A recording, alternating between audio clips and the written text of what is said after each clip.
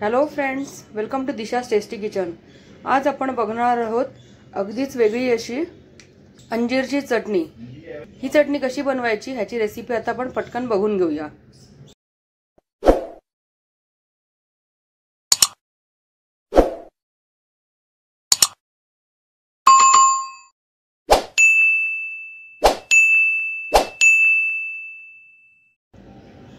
इथे मी 2 अंजीर घेतलेले आहेत।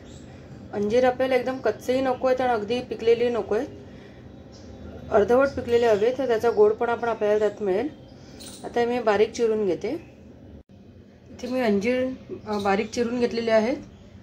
त्याचबरोबर मी ते पॅन मध्ये 2 चमचे तेल घेतलेले आहे। मस्टर्ड ऑइल घेतलं तर अतिउत्तम, नसेल तरी आपण रेग्युलर जे तुम्ही तेल वापरतात तेही चालेल। आता आपल्याला फोडणीमध्ये 1 चमचा मोहरी, 1 चमचा कच्ची बडीशेप, 1 चमचा जिरे आणि पाव चमचा मेथीचे दाणे घालायचे आहेत।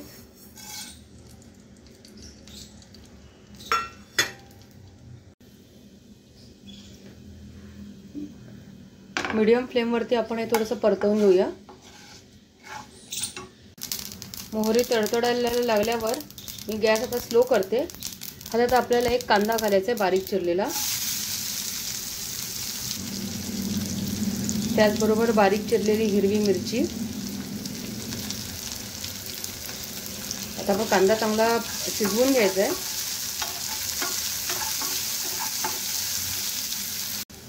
कांदा आपला आता व्यवस्थित शिजला गेलाय। आता आपण बारीक चिरलेला अंजीर घालून घेऊया।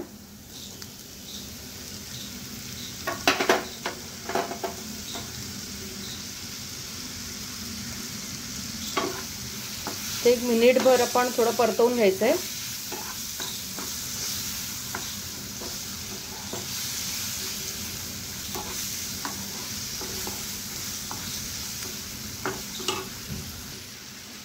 आता मी अर्धा चमचा लाल तिखट घालते, काश्मीरी लाल मिरची पावडर, त्याने थोडासा रंग येईल। आपण मिरची पण घातलेली, त्या अंदाजाने आपल्याला थोडंसं प्रमाण आपल्याला कमी जास्त करावं लागेल। त्याचबरोबर पाव चमचा हळद, चवीनुसार मीठ,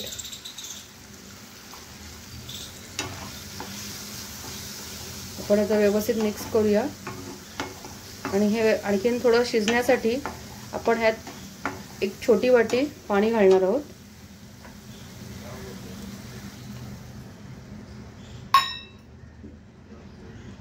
आता मीडियम फ्लेम वरती आपल्याला ही चटणी व्यवस्थित शिजवून घ्यायची आहे। त्यात मी 1 छोटा चमचा आता साखर पण ऍड करते।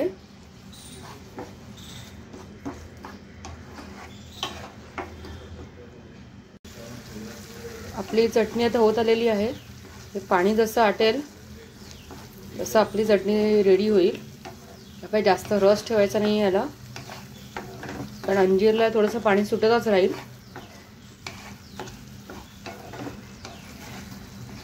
आता मी गॅस बंद करून घेते आणि गार झाल्यावरती चटणी बरणीत भरून घेते।